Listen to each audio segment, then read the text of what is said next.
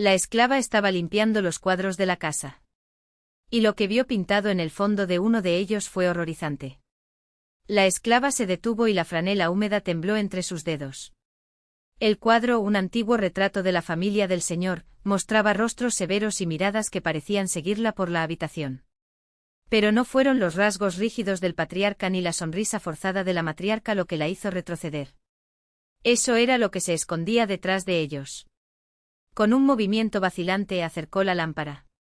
La pintura, envejecida por el tiempo, revelaba capas superpuestas, como si el pintor hubiera intentado borrar algo. Y allí, casi imperceptible bajo los trazos gruesos del vestido de la dama, se destacaba una figura, una mujer de piel oscura, con los ojos muy abiertos por el terror, las manos extendidas como en señal de súplica. Pero no fue solo eso.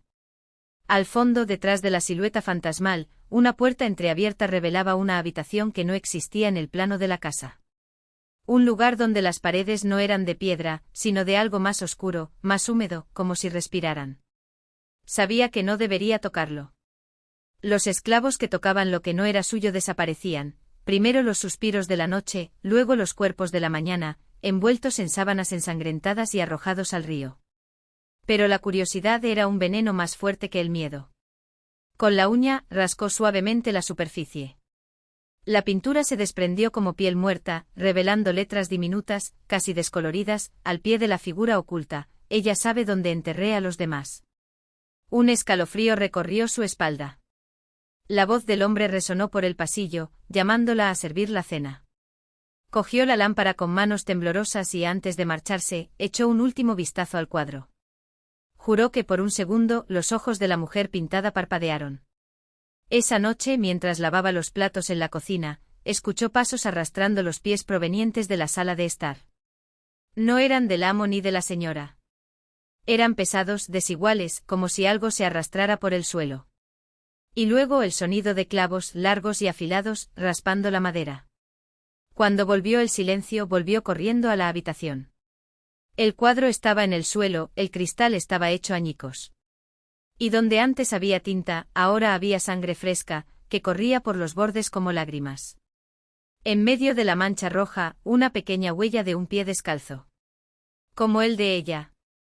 Alguien, o algo, había salido del cuadro. Y estaba cazando. La noche se extendía como un paño húmedo sobre la casa, sofocando los sonidos y espesando las sombras. Presionó su espalda contra la pared de la cocina, sus dedos todavía mojados por los platos, su corazón latía tan fuerte que sentía como si quisiera romperle las costillas. Hasta allí llegaba el olor a sangre, metálico y caliente, mezclado con el olor a cera derretida de la lámpara que temblaba en sus manos. No pude quedarme. No pude llamar a los jefes. Con paso de ratón, se deslizó por el pasillo trasero, donde la oscuridad era tan espesa que parecía estar viva. La puerta de la habitación de los sirvientes estaba entreabierta y ella entró sin respirar, encerrándose dentro con el cerrojo oxidado.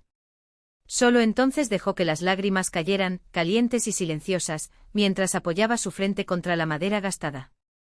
Fue entonces cuando escuchó una risa. No era un sonido humano. Era agudo, húmedo, como si viniera de una garganta que nunca debió producir nada tan cercano a la alegría. Salió de debajo de la cama. Se arrodilló, le dolían las rodillas sobre las tablas desnudas, y se levantó la falda rasgada para mirar hacia afuera. En el suelo de tierra se extendió un charco negro, brillante como aceite. Y en el centro dos pequeñas manos, sus manos, emergieron de la oscuridad, con los dedos curvándose como garras y las uñas clavándose en la madera. «Me dejaste ir», susurró una voz que era y no era tuya, proveniente de todas partes y de ninguna. «Ahora voy a jugar». La lámpara se apagó sola. Cuando la puerta estalló hacia adentro, la madera volando como astillas, ella ya supo que no tenía sentido huir. Las sombras en el suelo se movieron, alargándose como brazos, y algo frío envolvió sus tobillos, tirándola hacia abajo. Su propio rostro apareció en la oscuridad, sonriendo con una boca llena de dientes demasiado afilados para caber en una cabeza humana. «Siempre supiste que estaba aquí», dijo ella, mientras sus uñas se clavaban en su carne. «Dentro de ti». «Espera». Afuera, en el pasillo, el cuadro vacío lloraba sangre en el suelo.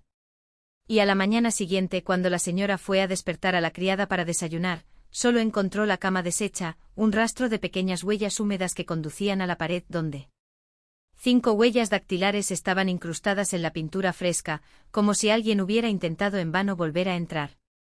La casa respiraba ahora. No como un lugar habitado, sino como un ser vivo con vetas de humedad corriendo por las paredes y un corazón latiendo detrás del papel tapiz despegado. Las ventanas, alguna vez enmarcadas por encajes amarillentos, ahora lucían gruesas cortinas de tela tejidas por algo que no era una araña. En el jardín, las rosas se marchitaron durante la noche, sus cálices se ennegrecieron y se llenaron de un líquido viscoso que atraía moscas sin cabeza. La señora no se dio cuenta de inmediato.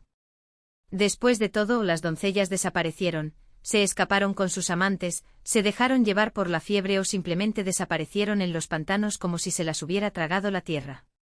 Pero cuando la segunda niña, la pequeña Ignacia, fue encontrada encogida en el sótano, con los ojos muy abiertos y la boca cosida con mechones de pelo negro, la señora comprendió que algo en la casa se había despertado.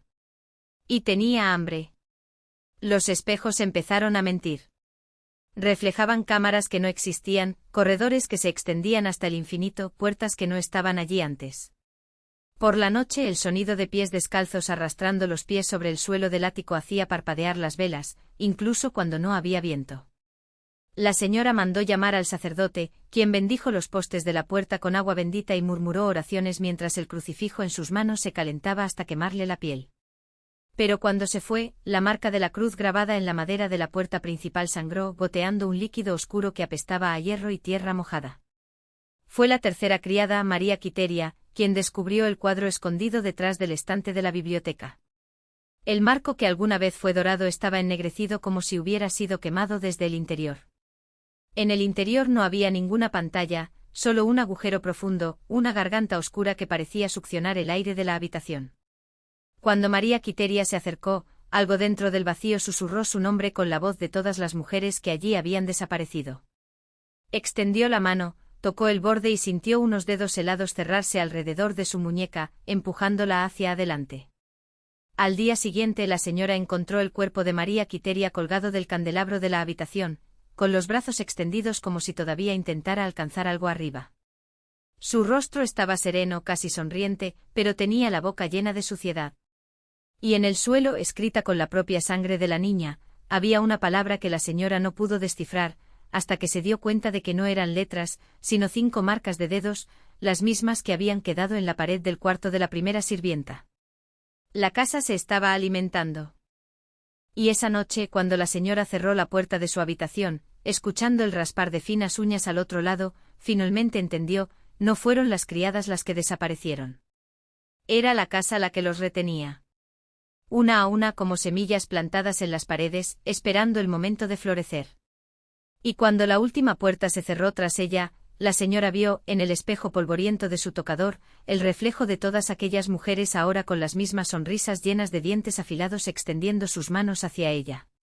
Siempre supiste que estábamos aquí, dijeron al unísono, mientras las sombras en el suelo se alzaban como brazos para abrazarla. Dentro de estos muros. Espera.